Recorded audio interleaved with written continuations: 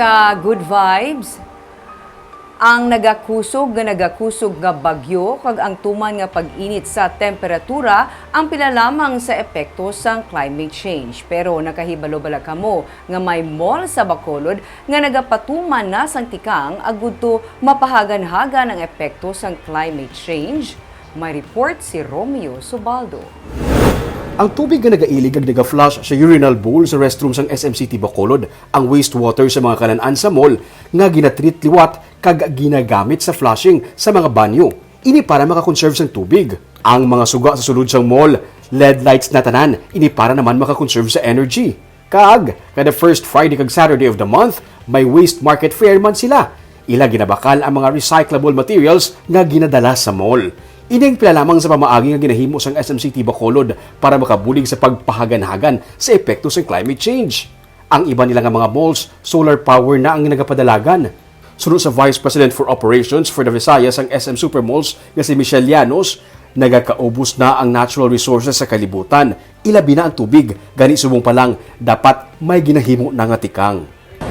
Our planet's resources continue to deplete, most significantly freshwater sources. Mother Earth, with all its many gift-giving gifts, is in greater danger if these concerns are not taken seriously. Dugang pa niya, sang sinigid lamang nabatsaga na ang epekto sa climate change pinaagi sa bagyo nga Odette. Saksi ang mga Negrense sa kakusog sa bagyo kung sa diin tumay nga naapektuhan ang Southern Negros. 3, 2,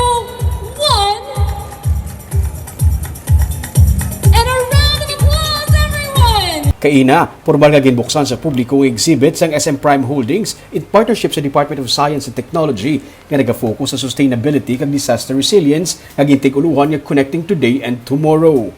Nagkalain-lain nga mga obra maestra sa mga local artist ang makitaan sa Northwest Wing sang Mall Tubtub Marso 20. May mga sculpture, may mga oil painting sa mga heritage houses, mga eksena sa mga hitabo sang una, kag ang sitwasyon sang palibot sa karon, kag mga musik nga himo sa ginpangbuka nga mga tiles. Sunod sa isa sa mga exhibitor nga si Tay Sevillino, ang mga gin-exhibit nga paintings ang himo sa handmade paper nga pwede man gali magamit sa nagkalain-lain nga mga medium sa pagpaint.